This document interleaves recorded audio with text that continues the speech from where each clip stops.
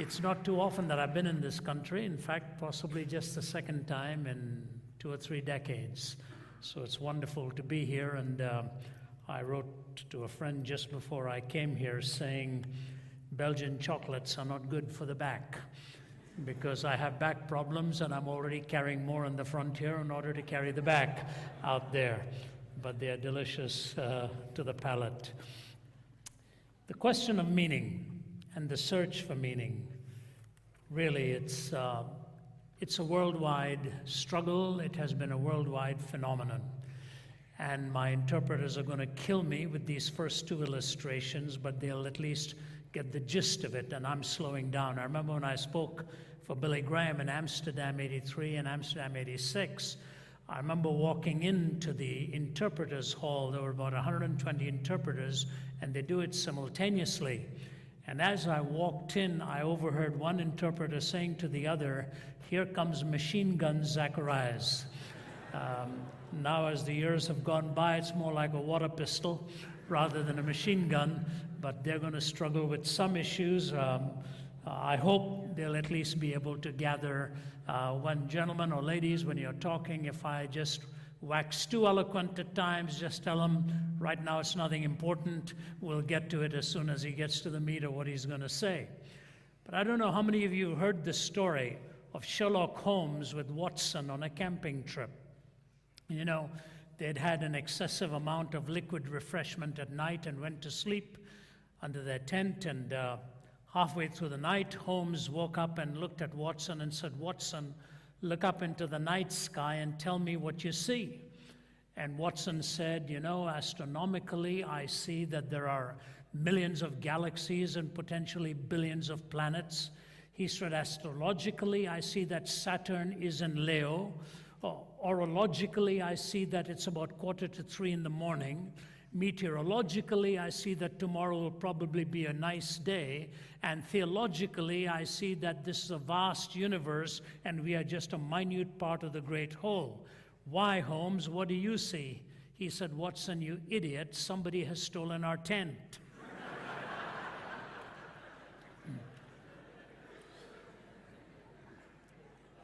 You can give all of the big sounding words of how to define the universe, but in the process, oftentimes, the tent that holds together the basic ideas of human essence and value has been stolen. All the big terms are used, but you look out into the night sky and you say, what does it really mean to be a human being anymore? I remember being asked to do a lecture on this at Johns Hopkins, along with Francis Collins, the co-mapper of the human DNA, in the great genome project that he did along with another scientist. And as we were there and many other worldviews were speaking, I kept looking at the subject, what does it mean to be human? And I thought to myself, isn't it funny that we're here in the 21st century and we don't know what it means to be human? If we don't know what it means to be human, what does humanism really mean? It's just an ism to a term we don't understand. But big words are used all along. And you think to yourself, you say, you know, dogs really don't get together for a conference to discuss the meaning of dogginess.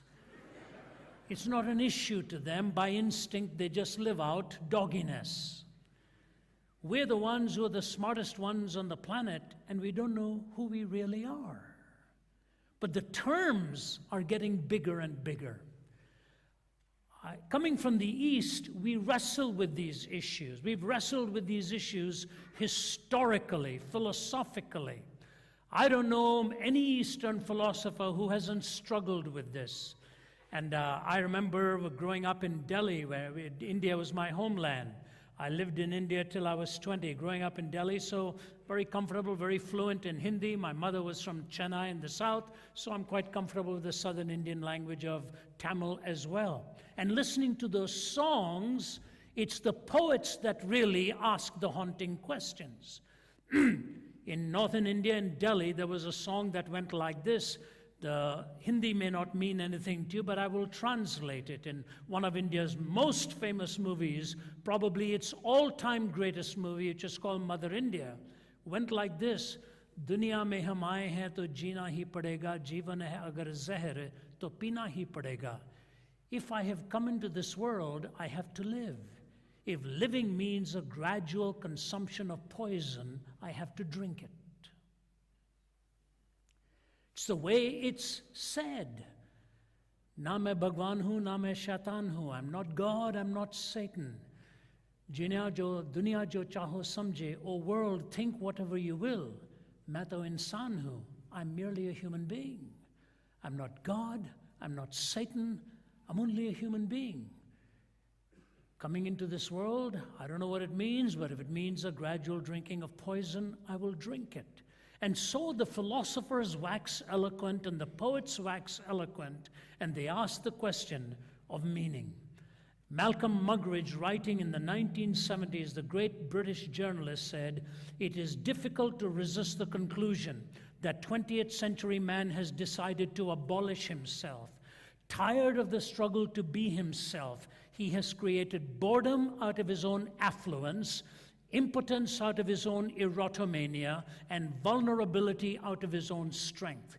He himself blows the trumpet that brings the walls of his own cities crashing down, until at last, having educated himself into imbecility, having drugged and polluted himself into stupefaction, he keels over a weary, battered old brontosaurus and becomes extinct." Educated himself into imbecility, becomes so educated and so idiotic at the same time. Aldous Huxley, writing in the 1940s, as a skeptic, said, "We are living today not in the delicious intoxication of the early successes of science, rather in the grisly morning after, where it has become quite apparent that what science may have actually done is to introduce us to improved means in order to obtain hitherto unimproved or rather deteriorated ends. What science may have done is increased our methods for ultimately contemptible goals." So if thinkers and philosophers raise this issue of human destiny, while at the same time not really knowing what is the meaning of human essence, it's a quandary of unimaginable proportions.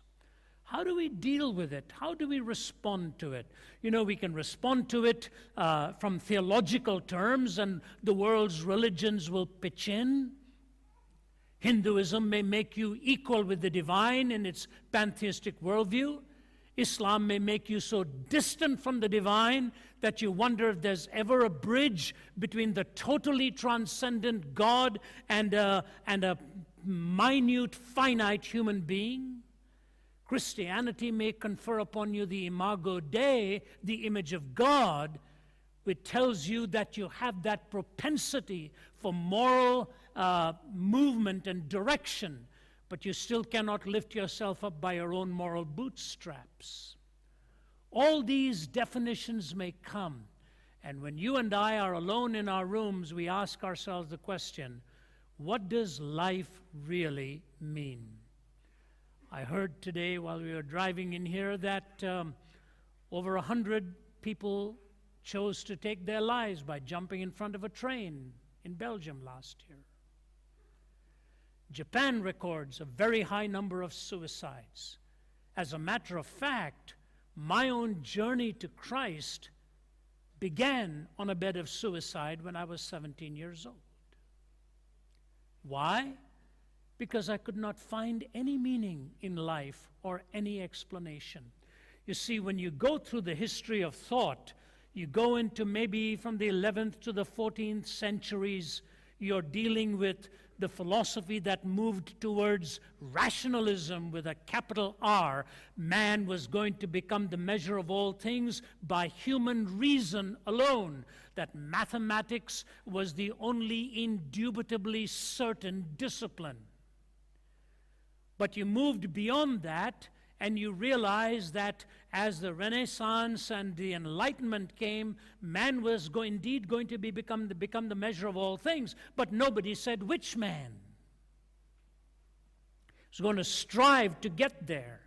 Then you arrived in the 18th century, and people like David Hume, the Scottish philosopher, and others were looking for certainty and said it was only ultimately in the empirical worldview, by the ways of scientific measurement, that we would find out what was true. So from rationalism with a capital R, we went to the empiricist who was going to define life. After the empiricist had done his work in the 1900s, nihilism came to be, the philosophy of unyielding despair. And on the heels of that came existentialism, will to power, will to passion, will to meaning, that in the face of despair, you choose to arrogate to yourself whatever meaning you want to follow, a la Jean-Paul Sartre and Albert Camus and the rest of them who became very popular existentialist writers. So from rationalism to empiricism to existentialism, and now where are you and I?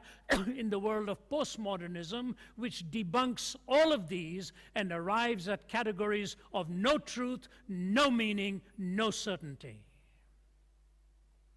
Language itself is questioned, whether the author reserves the right to fuse the word with a rightful meaning, or the reader reserves the right to interpret the author in any way he or she chooses. So meaning is tossed up into the winds, and you grab the grains that you really want, moving from the mathematical, indubitable uncertainty through the laboratory to man becoming the measure of all things, and will to passion and power, ultimately, that none of these have absolute points of reference. You have to find it in your own way and in your own time, and that's where the postmodern worldview is. But nobody really wants a postmodernist for a pilot. Yeah, I know my instruments say 10,000 feet, but why believe the instruments? I have a feeling it's not 10,000 feet. There are absolutes. There are unshakable absolutes. So what I want to do, ladies and gentlemen, in the time that we have this morning, or this evening, it's morning for me. I've just flown in from Thailand last night, and it's a 12-hour difference. I looked at it here, and it's actually 2 a.m. for me, so I might sound like that as well. But you move into these categories, and you ask yourself the question, what is meaning? How do I find it? Some years ago in Western Canada, in the city of, I won't name the city, it was in Midwestern Canada. There was a packed audience, and a woman from my part of the world was sitting in the front row every night.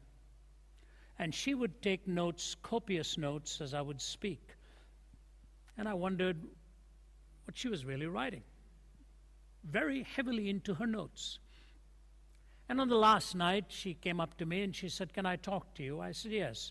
So we sat down in the front row and she talked. She said, "My husband was a very prominent medical doctor in this city." She said, "I can take you to one street where there are 3 or 4 apartment buildings owned by us. Very well to do."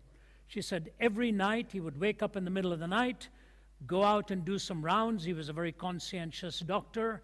For all the surgeries performed, he would go and check into his patients, come back again about 3 or 4 in the morning, get a little sleep, go back to work the next day and do his surgeries. She said, so on this one night, he got up and left, and I didn't think anything of it. She said, I was aware that he had come back because I could sense the kitchen light was on, but it was a usual routine for him, so I didn't do anything. I just went back to sleep. She said, all of a sudden, I was awakened with a tremendous thud, a bang, a loud noise. I shook up in bed. I called for my husband. He didn't answer. I got up of bed, walked over to the kitchen, and there he was with his head down on the kitchen table, and I knew something was wrong. I walked over towards him, and he was gone. And in front of him, a note paper with a pen beside it. Some people die natural deaths. Other people, unable to face life anymore, choose to take it. That is my choice.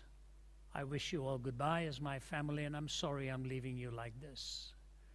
And this Indian woman, crying in the front row of an auditorium, angry at all of this, him leaving her with all the young children to take care of, and all of the affairs that had to be settled, she said, I want to ask you why.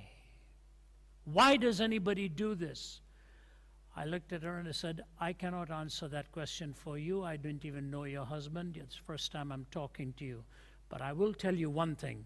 For many human beings, despair is not a moment, it's a way of life. Despair is not just a moment, it is a way of life. It's true. And it's not true necessarily of the world of poverty. It is often more true of the world of wealth. When you have got everything you ever dreamed about. It was Jack Higgins, the award-winning novelist, who was interviewed after his award-winning book, The Eagle Has Landed, was asked the question, what do you now know that you'd wished you'd known as a younger man? He said, I wished I'd known then what I know now, that when you get to the top, there's nothing there. I wished I'd known then what I know now, that when you get to the top, there's nothing there. Can I try and give to you in the simplest terms I can, what are the rudimentary components that bring meaning to life? And it'll start off from the picture and the eyes of a child and ultimately move into the world of an adult. So please bear with me. But these, I believe, are the components needed. So when I talk about meaning in life, I believe these four have a confluence of coming together into a composite, into a whole. They cannot stand in isolation. So if you take any one of these in isolation, it'll implode under its own weight. But you bring them together with the other components and you will see exactly what I mean. So bear with me till I unfold my argument. I wrote a book called Recapture the Wonder. And that is really the outline of what I want to bring to you. How does one find meaning in life? What are the hints we find at the stages of life, if you will, in which these components ultimately must come together? The first is the component of what I call the sense of wonder or enchantment. The sense of wonder or enchantment. We all know that in the eyes of a baby. We all see that in the eyes of an infant. Whether it's a Christmas tree that the eyes get wide at, or whether it's hearing some sound that is enchanting for the first time. G.K. Chesterton, the moralist philosopher, said, I learned more from observing a nursery than I ever did in my lectures in philosophy. I have only in the last 7 months become a grandfather. I know I don't look like it, but it is quite a daunting thought to suddenly realize you are married to a grandmother. That's the way life is. And she would have her own say on that, I have no doubt. But you know, when you're young and you have your kids the first time around, life is hectic, you're earning a living, you're doing all of this, and you don't really take time to watch all the thrills as much as you need to.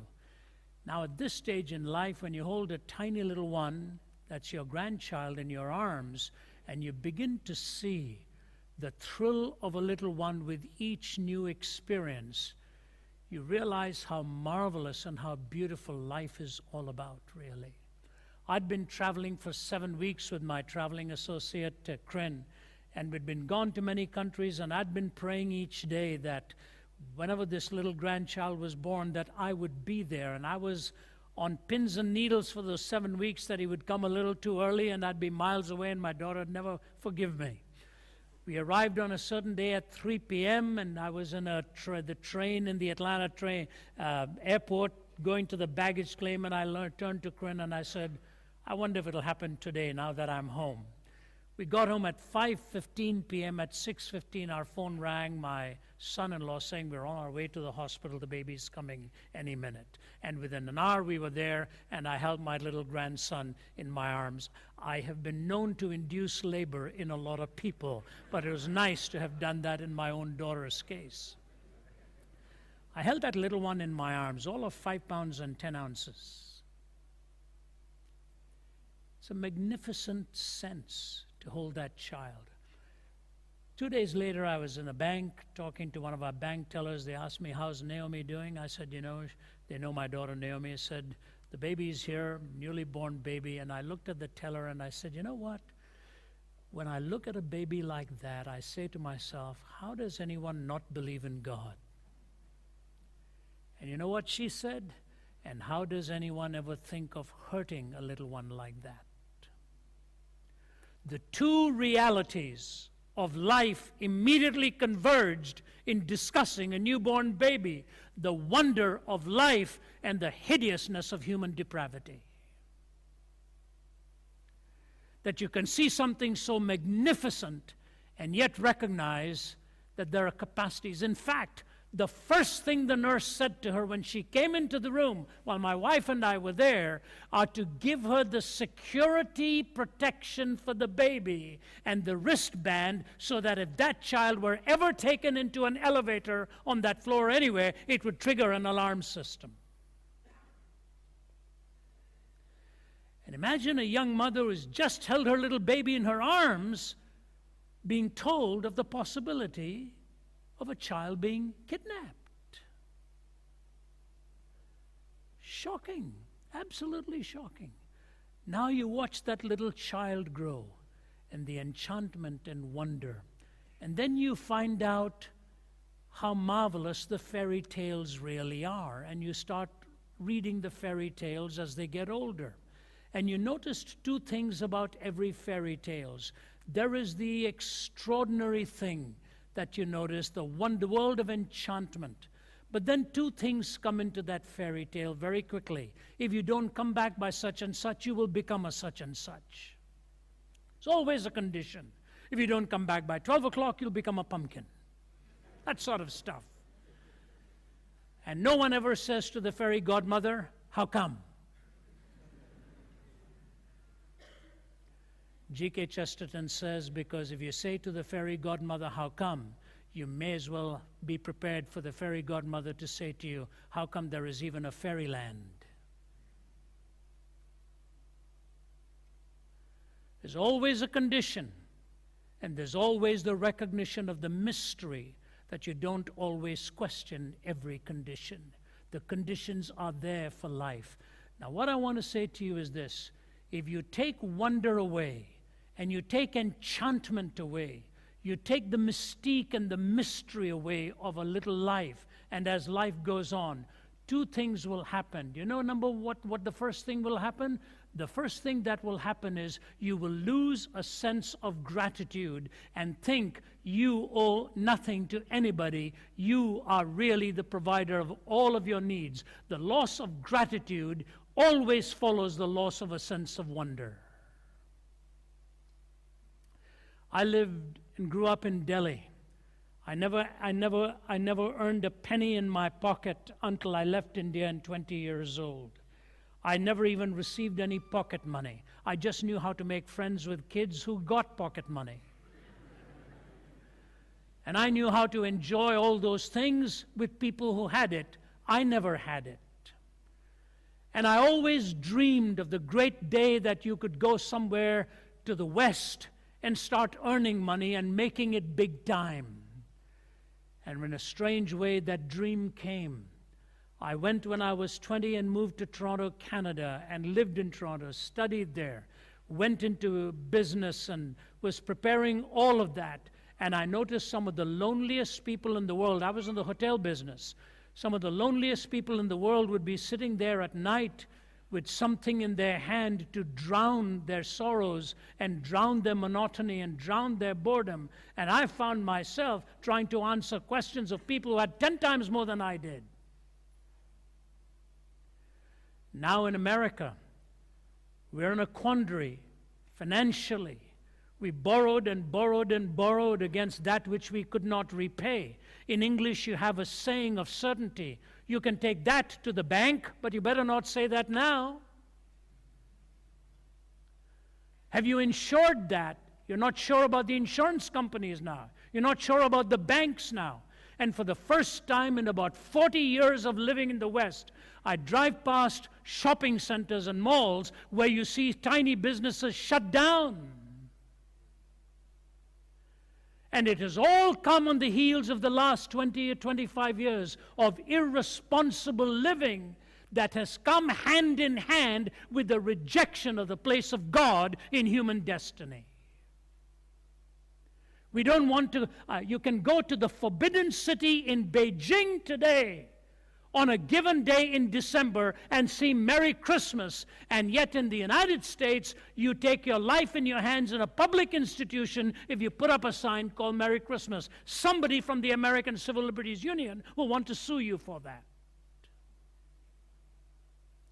They want to ban prayer in schools. I saw a bumper sticker that said, as long as there are mathematics examinations, there will always be prayer in schools.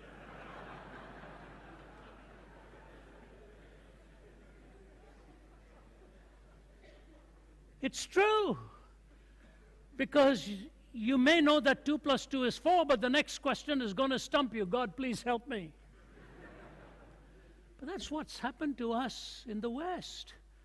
We've lost our belief in the transcendent power because we've lost our sense of gratitude. They don't want to call it Christmas anymore or Thanksgiving anymore. They call it Turkey Day, which may say more about the people than it does about the turkey.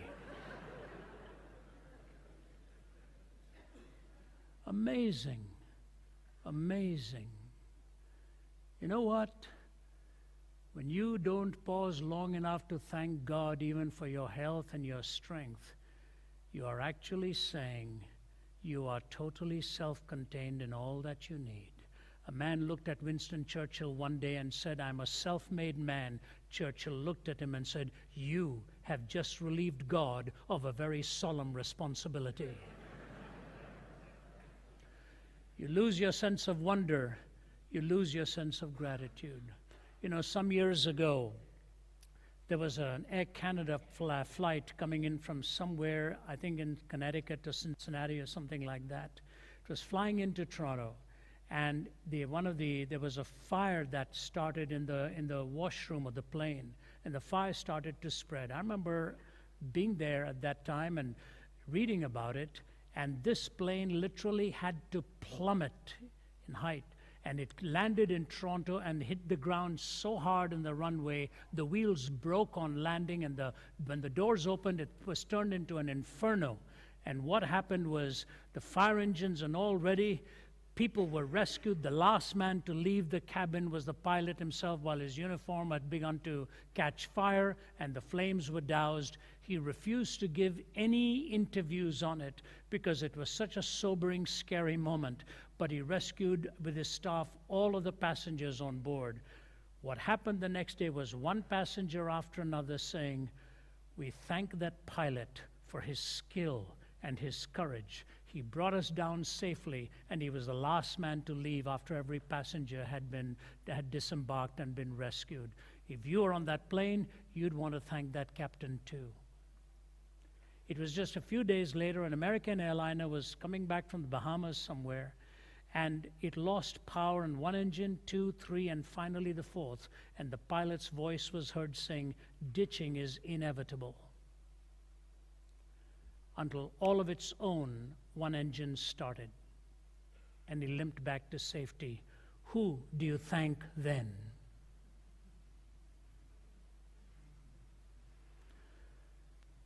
As G.K. Chesterton said, if I have Santa Claus to thank for putting 2 feet into my stocking on Christmas Day, for putting candy in my stocking on Christmas Day, have I got nobody to thank for putting 2 feet into my own stockings? You lose the sense of wonder, you will lose the sense of gratitude. Not only will you lose the sense of gratitude, it will ultimately lose the sense of obligation and limitation as well. We don't like the 10 Commandments. Why? Because they limit us. But if you were to take the 10 Commandments and reduce it to one word, do you know what that word is? Sacred. Sacred. Your life is sacred. My life is sacred. I cannot violate you. Your property is sacred. Your marriage is sacred. Your time is sacred. Your worship is sacred. That's what the 10 Commandments are all about. The sacredness of your life and your work and your relationships and your commitment. And you desacralize life, everything becomes profane. Chesterton once said, anytime you remove a fence, always pause long enough to ask why it was put there in the first place. Whenever you remove any fence, ask why it was put there in the first place. You take away wonder, you will lose gratitude. You take away wonder, you will lose a sense of limitation. And you take away wonder, you will ultimately lose a sense of fulfillment. Wonder is indispensable, and I'll tell you why this is so critical to understand. You know, we have 3 children. And I noticed something very fascinating from my reading and applying it to them. They're 3 years apart. They're all grown and married and settled, and I have the privilege of them working with me now. It's a great thrill.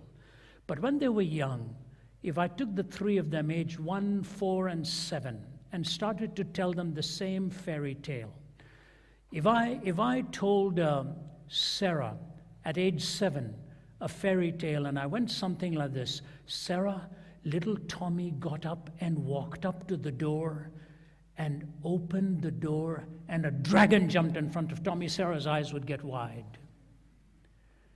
If I told the same story to Naomi at age 4, I wouldn't have to go that far. You know what I'd have to say? Little Tommy got up and walked up to the door, and Tommy opened the door. And Naomi's eyes would get like that. With Nathan, it would be the shortest story at age 1. I'd have to say, Nate, little Tommy got up and walked up to the door.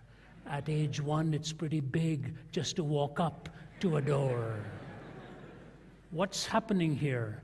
The older you get, the more it takes to fill your heart with wonder. And only God is big enough to fill that heart.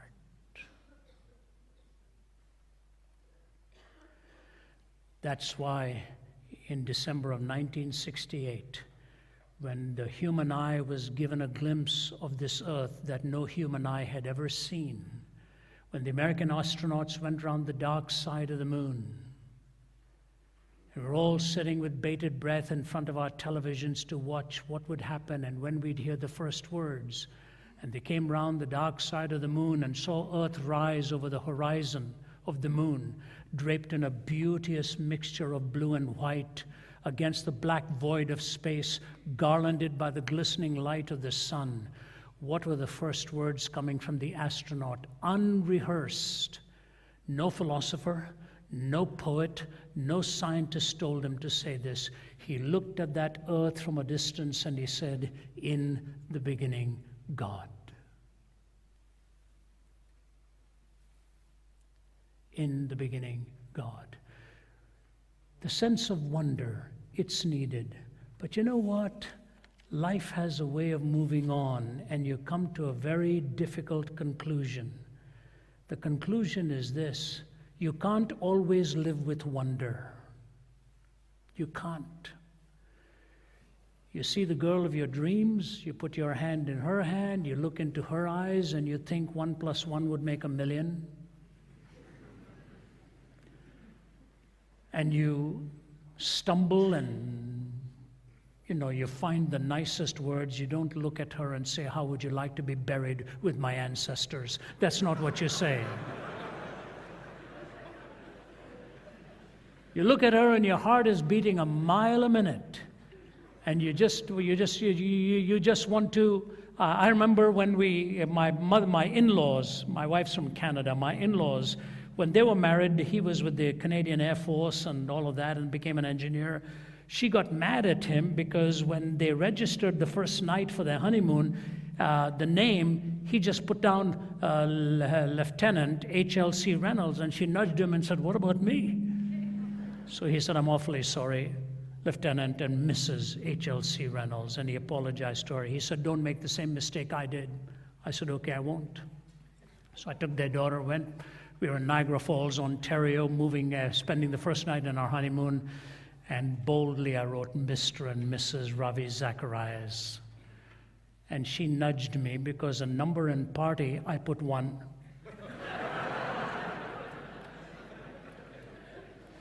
And the man behind the counter noticed and said, "At least it shows you he's led a good life.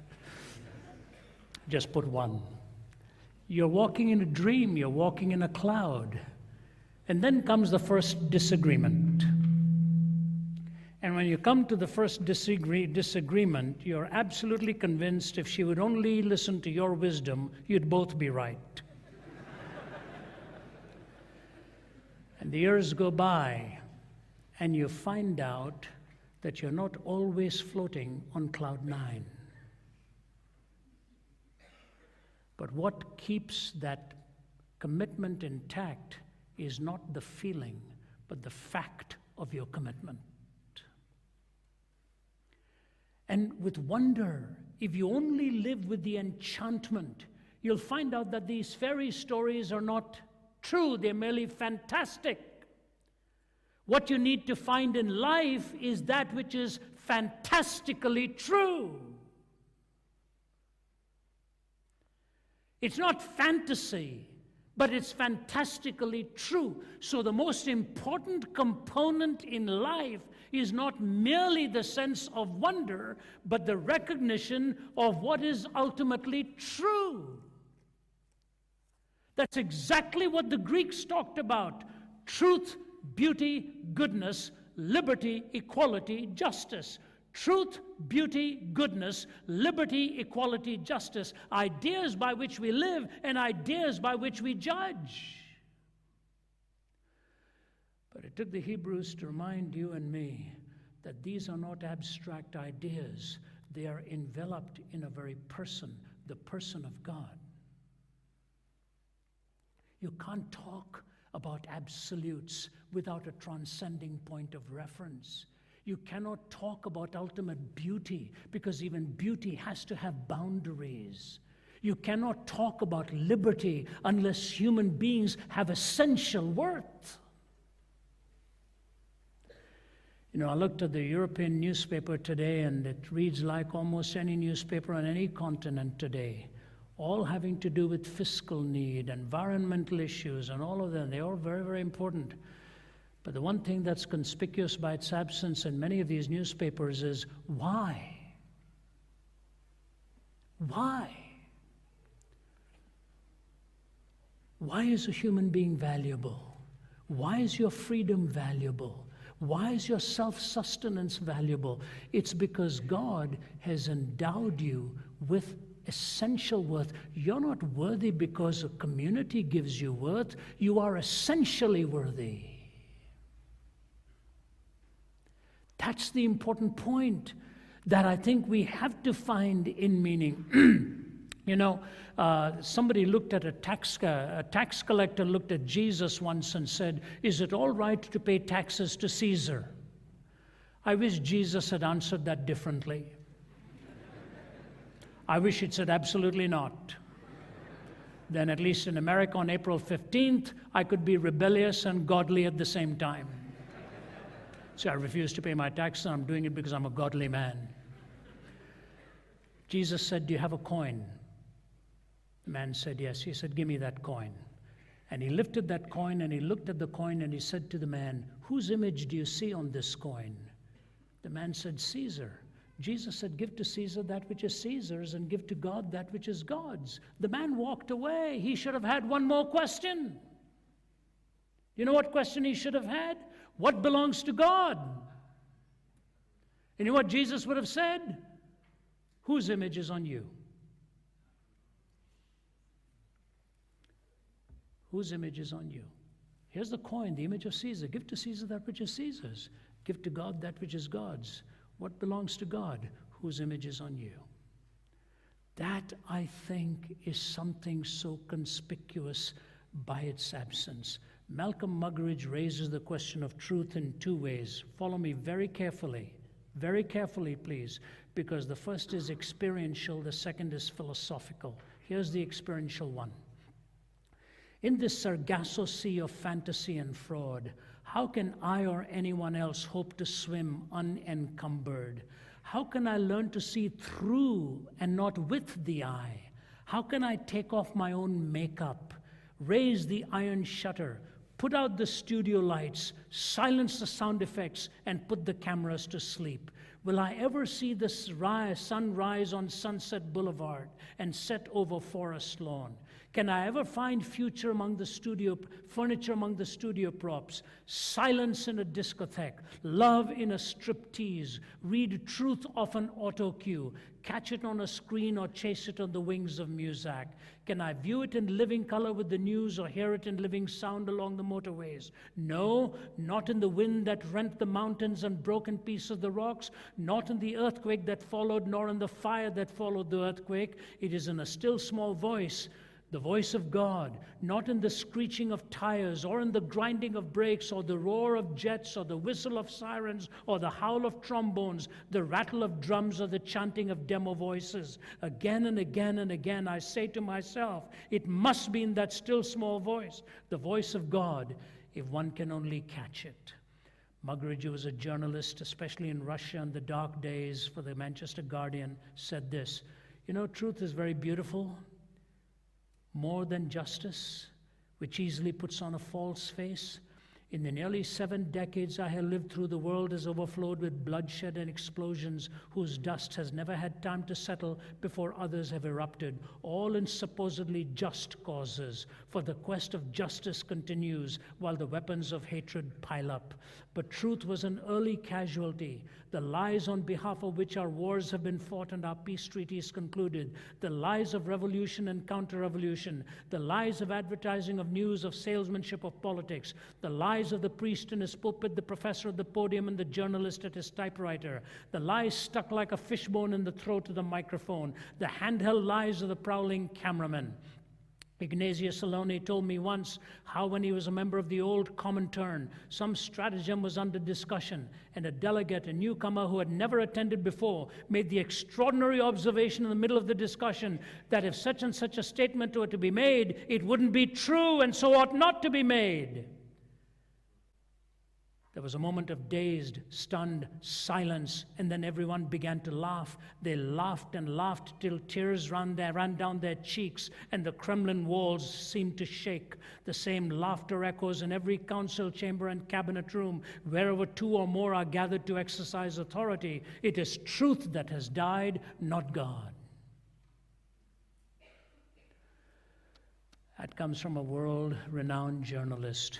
The lie stuck like a fishbone in the throat of the microphone. Ladies and gentlemen, a man stood in front of Jesus once and said, "What is truth?" and walked away without waiting for the answer. You know what the truth is? The truth is that your heart and my heart are both desperately wicked. But we don't like it. And you know what the truth is? Only God is big enough to change it and transform it. And unless we find that point of reference for an absolute truth, what is an absolute? An absolute is an unchanging point of reference. Have you ever been at a stoplight when the light is red and you have stopped? I'm sure that happens in Belgium. In India, we think it's a Christmas light and we move on. But you stop at a red light. And then you're daydreaming and you look at the next lane and you see his car moving, but you're not sure if it's his car or your car, and the light is still red. What do? Automatically, you press the brake harder to make sure you're not moving. But after you press your brake harder and you're not sure whether that guy's moving or you're moving, what do you do next? You look onto the road to look for a tree or a lamppost or something that's not supposed to be moving, and you're measuring yourself by that object. What would happen if the trees and the lamppost moved as well? That's what postmodernism has done to you and me. There is no point of reference to find out whether you're progressing or regressing. That's what it's done. And the fact of the matter is, we need to find the way of the truth. And that way of the truth is an absolute unchanging point of reference. You know, the interesting thing about the message of Jesus Christ, he doesn't tell you, here is the truth. He says to you, I am the truth. He is the point of reference for truth. And they that are on the side of truth, said he, listen to me. Let me tell you one quick thought here and move to my final two thoughts. Wonder and truth. I was on a peace mission in the Middle East with the former Archbishop of Canterbury, William Carey, and we were meeting with all of the leaders, or religious leaders from the Jewish side and the Palestinian side. It was a tough 5 or 6 days, very tough. We were exhausted. And the last but one day, we were meeting with one of the 4 founders of Hamas. His name was Sheikh Talal. Solidly built man. He'd lost several members of his family and was very courteous, and he served us a beautiful lunch. And I was just one of the 5, and the Archbishop carried the lead, so we would just listen. But before any session was over, the Archbishop would give the 5 of us a chance to ask one question. And the Sheikh had all of his cohorts around him. I asked him a question, and I didn't like the answer. I said, Sheikh, you and I might never meet again, and you may not like my saying this, but I really don't like your answer to my question. I said, but can I say something to you, sir? I said, 5,000 years ago, not far from where you and I are sitting, was a mountain. And a man by the name of Abraham went up that mountain and took his son up to offer his son as a sacrifice. Do you remember the story? He said, yes. I said, please do me a favor. Let's not argue now about which son that was. I said, let's agree it was Abraham and his son. He said, okay. I said, he takes his son up that mountain, and he sees it as a test of his faith before God, whether he's willing to give up his son. And the axe is about to come down on the son, and God stops that arm. Do you remember the story? He said, yes. I said, do you remember what God said to him? Sheikh Talal just stared at me. I said, do you remember that? He said, no. I said, you have it in the scriptures. God said, stop. Stop, Abraham. I myself will provide. He said, yes. I said, Sheikh, very close to where you and I are sitting 2,000 years ago, God kept that promise. He took his own son up that hill, and this time the axe did not stop. He just stared at me. I said, Sheikh, until you and I receive the son that God has provided, we will be offering our own sons and daughters on the battlefields of this world for land, position, power, ownership, and prestige. Silence in the room, full of smoke. The Archbishop said, well, I guess we can now go back to our hotels. I said, oh, brother, I've blown it big time.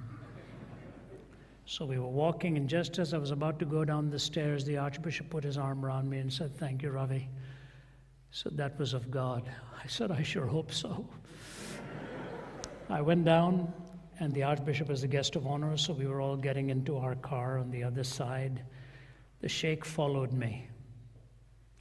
He came over to me and he took me by the shoulders, and I thought, farewell world, it's been good. He said, Mr. Zacharias. I said, yes, sir. He just stared at me, kissed me on both sides of the face. He said, you're a good man. I hope I see you again someday. Ladies and gentlemen, in this book is a story. It's a story that is historically sustained on the crucifixion of Christ. And to reveal to you and me that third component of meaning, wonder, truth, and love.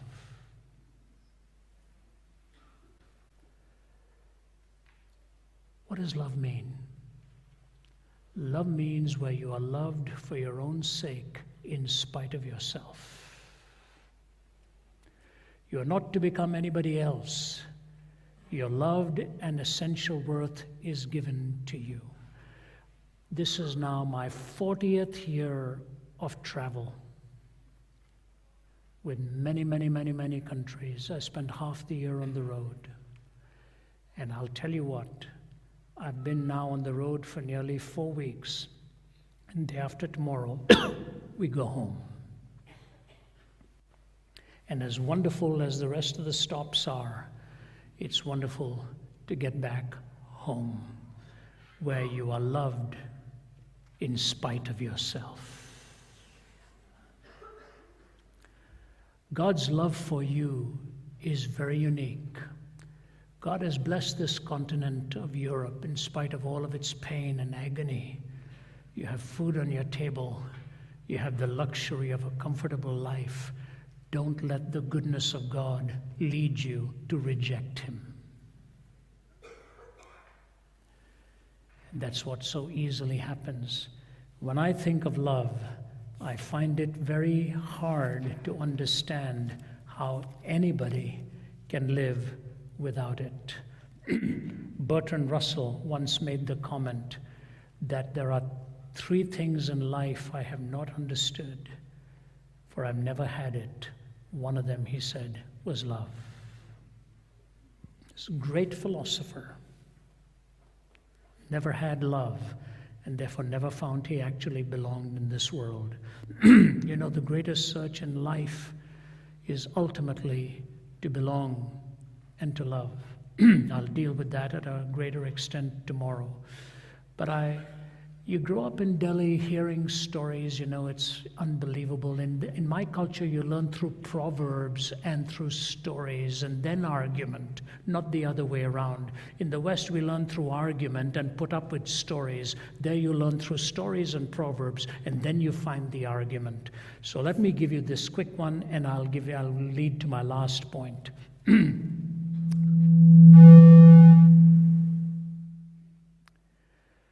I remember as a little boy, every night, the lady who worked as the maid in the home would tuck us to bed if my parents were out, and we'd always ask her to tell us a story. And she told us a story once which I had reinforced years later and found how rich it was. It's not a true story, it's a parable. It's a parable of a young man in one village who loved another young girl in another village, and he wanted to marry her, but she was not well-intentioned. She was just trying to exploit him and mock him and use him and all of that, but he really loved her. And finally one day she said to him, I will only marry you if you prove to me that you love me more than anyone else in this world. He said, of course I do. That's why I'm asking to marry you. She said, no. You love your mother, I know, much more than you love me. He said, don't be silly. It's a different relationship. They are my parents. You'll be my lover, my wife. It's a complete. She said, no, I want you to prove it to me. If you really love me more than your mother, I want you to take her life and bring me her heart in your hand as my trophy, the trophy of my victory. He said, you're getting ridiculous. She said, no, if you prove to me that you love me more than her, I will marry you. He goes back home, wonders about this, ponders about it, and the story goes on, the parable goes on.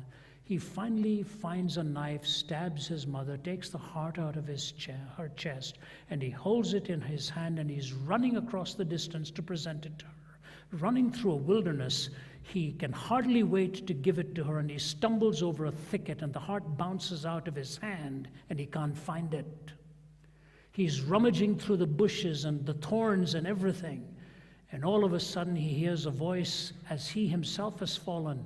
As he finds the heart and he's getting up and he dusts his knees, he hears a voice coming out of the heart saying, "Son, are you hurt? Son, are you hurt?"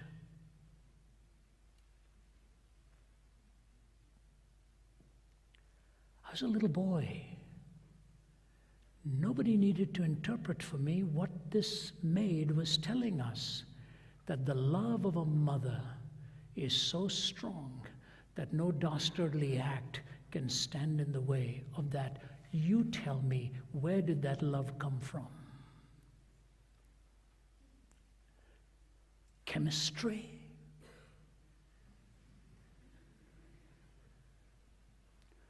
Oh no. In fact, you will find a weaker mother doing the same thing as a stronger mother. A mother may be stronger in body who will take care of a child who's on the verge of death, and counter-evolution will be willing to pay with her life so that that weaker son and child of hers may still live. It's a love that God pours into your heart and into mine. And here's the key. The clue to meaning in life is in a relationship. It's in a relationship. And you will never have that relationship until you have that relationship with the author of all relationships, God himself. Wonder, truth, love, and finally, security. Where God promises to you and me that death is not the end, death does not hold us, that in the end we stand before him and recognize that life goes on beyond the grave, the eternal. I say to you this, if there is no life beyond the grave, all definitions are up for grabs. All definitions are up for grabs. But if there is life beyond the grave, then there is such a thing as justice. There is such a thing as absolute love. There is such a thing as absolute truth. If there's no life beyond the grave, then these 70 years and 10, if you want to be a rationalist or an empiricist or an existentialist or postmodernist, it's up to you. But if there is an eternal way of measuring truth, then you had better measure by the absolutes of God himself. When I was in my 20s, I was a student in Toronto, and I offered to go to Vietnam because America was at war then. I was living in Canada, but I wanted to go and work with the military chaplains, and I was invited to speak. I was only in my 20s. I was invited to speak mainly to the youth or to maybe some military bases and so on. And I went there. And I'll tell you what, some amazing things happened. I was 25, my interpreter was 17, total age of 42. We were flying by American helicopters, we were on motorbikes. I was single at that time, and I said, well, if anything happens, it happens, you know. And we faced, and thousands of men and women gave their lives to Jesus Christ. I want to tell you a couple of stories with which I close, because it's amazing how these things come to be. After these thousands came to know Christ, I left and bid my interpreter, his name is Hien Pham, goodbye. And I was sure we'd never meet again. But during that time, one American soldier wrote this poem, came into my hands. Lord God, I have never spoken to you, but now I want to say, how do you do? You see, God, they told me you didn't exist, and like a fool I believed all this. Last night from a shell hole I saw your sky. I figured right then they had told me a lie. Had I taken time to see the things you've made, I'd have known they weren't calling a spade a spade. I wonder, God, if you'll take my hand. Somehow I feel that you'll understand. Funny I had to come to this hellish place before I had time to see your face. Well, I guess there isn't much more to say, but I'm sure glad, God, I met you today. I guess 0 hour will soon be here, but I'm not afraid since I know you're near. The signal, well, God, I'll have to go. I like you lots, I want you to know. Look now, this will be a horrible fight. Who knows, I may come to your house tonight. Though I wasn't friendly to you before, I wonder, God, if you'll wait at your door. Look, I'm crying, I'm shedding tears. I'll have to go now, God, goodbye. Strange now since I met you, I'm not afraid to die. We saw stories like this again and again and again. Men and women desperately seeking hope for life beyond the grave. Here's what I want to leave you with. I wrapped my arms around him, 17, myself 25. Never going to see you here again. Goodbye. We left. 17 years later, at 11 o'clock at night, I was speaking in Vancouver, British Columbia, and my phone rang in my hotel room. I picked it up, and the voice says, Brother Rafi. I said, Hen? He said, you recognize my voice? I said, you're the only one who ever said, Brother Rafi. I said, where are you? He said, in California. I said, what?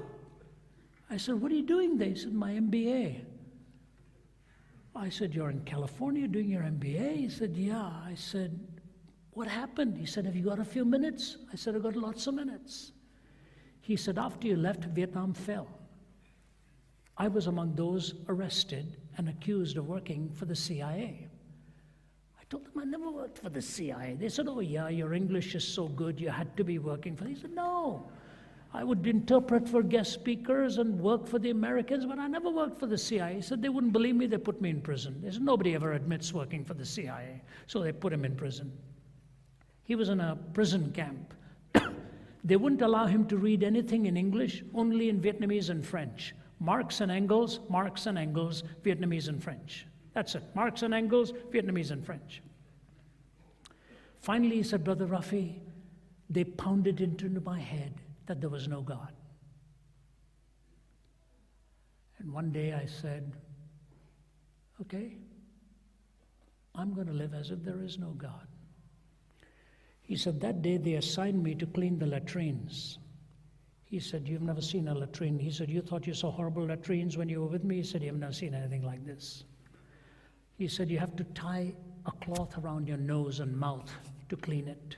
And I had this bucket and mop, and I was cleaning it, and I looked into one bucket next to a toilet. And I was about to empty the paper, but I noticed there was one piece of paper in English. He said, I looked around, I just quickly washed it and put it in my pocket. He said, everybody went to sleep that night. I waited, took out that wet piece of paper, and with a flashlight, I looked on that piece of paper. On the right, it said Romans chapter 8.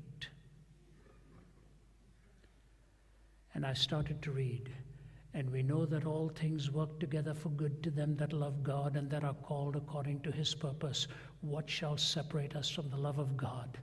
Shall life or death or this, principalities or powers? He said, I started crying. I said, God, today I woke up in the morning saying I will never pray to you again. And now I'm holding in my hand one verse that I needed more than anything else, that all things can work together for good to them that love God. He said, I got on my knees and begged God for forgiveness. He said, I woke up in the morning and went to the commanding office and said, do you mind if I clean the latrines again today? He said, I picked up pages from the New Testament every day. The commander had been given a Bible. He used to tear pages out of it, use it as toilet paper, and throw it into the bin. I washed it, put it into my pocket, and had my devotions at night. He said, finally, one day, they told me they were going to release me. And I was released. I got about 51 or 52 others together, including the son or daughter of the vice president, someone. We were going to build a boat to escape, and we built a boat. Several weeks went by. One day, 4 Viet Cong came knocking on my door. Brother Rafi, and said to me, "You're trying to escape, aren't you?" And he said, I looked at them, plain expression, and said, "No." They said, "Are you telling us the truth?" He said, "Yes." "You're not going to escape?" "No." "You're telling us the truth?" "Yes." He said, they left. He said, I slapped my forehead and said, "Oh my dear God, I've done it again." He said, "I prayed a prayer that I hoped would never be answered. I said, God, forgive me, and if you want me to tell them the truth, bring them back before we escape." Hours before they were to leave, these 4 guys were back, armed to the teeth, grabbed him by the collar, rammed him against a wall. "You're lying. You're trying to escape, aren't you?" He said, "Yes, with 52 others. Are you going to kill me?" They said, "No, we want to go with you." He said, 4 of these Viet Cong came on the boat with us. He said, "Brother Rafi, on the high seas, we were in a storm, we were to capsize, but these 4 men were the best mariners we could have wanted as skippers. They finally brought us safely to Thailand. I became a refugee there and ultimately got my papers. I'm in California now doing my MBA." We flew him to my home because he wanted me to officiate at his wedding. He'd found a beautiful young Vietnamese gal he was going to marry. And he looked at my kids across the kitchen table when they were young, and he said to them, "You know, you always think you're going to manage it your own way. It never works." He said, "The most important thing in your life is to find that intimacy with God, and He will guide you, He will hold you, He will take you through safely in your journey as you walk hand in hand with Him. When everything comes together, then you have wonder. Then you have truth, then you have love, and you have security. That's what gives life meaning. And you'll find that only God is big enough to do that for you." God bless you, and thank you for listening to me so carefully. Thank you.